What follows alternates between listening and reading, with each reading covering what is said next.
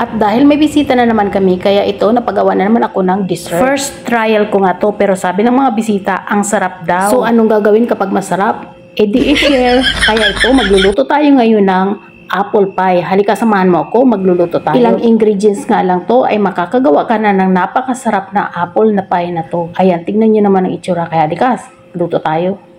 At ito na nga, meron tayo ng 1 1/4 cup na all-purpose flour, 1 tablespoon na sugar, and 1/4 teaspoon na salt. Imimix lang natin yan. At dito, meron tayo ng 1/2 cup na cube butter. Cold itong butter na to. At kinog ko lang siya. At ginamitan ko lang yan siya ng pang masher ng bread. At mamaya atin din siyang kakamayin na. So, ito dito sa part na to, kinamay ko na kasi mas okay talaga pag kinakamay para mamash ng mabuti. At kailangan mag-well combine muna yan at maglalagay tayo ng 1/4 cup na cold water din. Imimix lang natin ng mabuti hanggang saan maging ganito na. So, para na siyang bilog.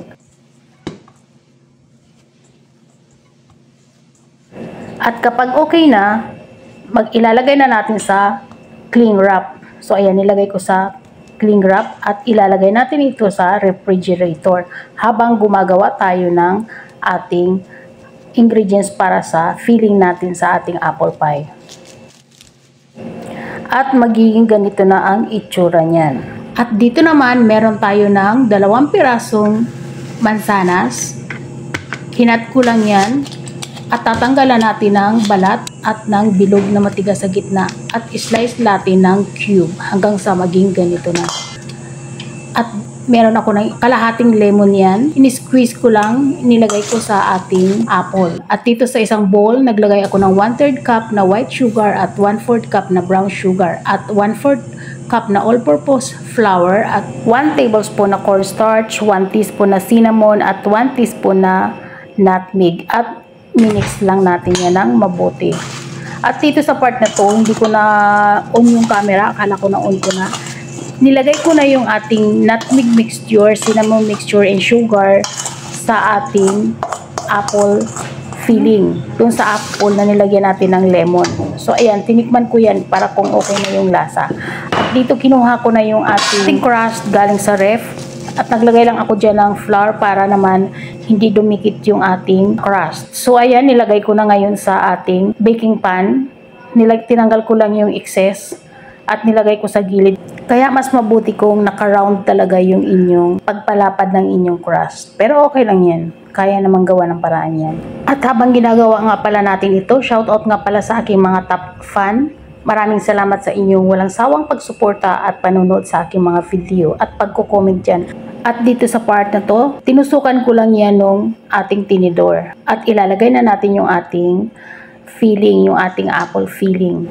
At habang ginagawa natin ito at kung umabot ka nga pala sa part ng video ko na to, paki-comment na lang kung saan ka nanonood para ma-shoutout na patin kita sa aking mga next video. At kung bago ka nga pala sa channel ko, please subscribe, paki-ring the bell all para every time na nag-upload ako ay manonotify ka. At paki-follow na rin ako sa aking Facebook page, Hilda Kitchen Vlog. At ito nga, tatakpan na natin siya ng ating crust. So sa gilid, nilagyan ko lang yan ng design, inayos ko lang yan para magtakip sila. Parang kinapos ako dito sa aking crust. Pero kung maliit yung inyong lagayan, ay okay lang yan. So dito nga sa part na to, ayan, nilagyan ko lang siya ng style para hindi naman boring tignan. At tutusukan natin yung ating crust para meron siyang singawan. Ganyan lang yung ginagawa ko, tusok-tusukan lang natin yan. At tuloy-tuloy lang na tayo at nag-fail ako dito sa part na to.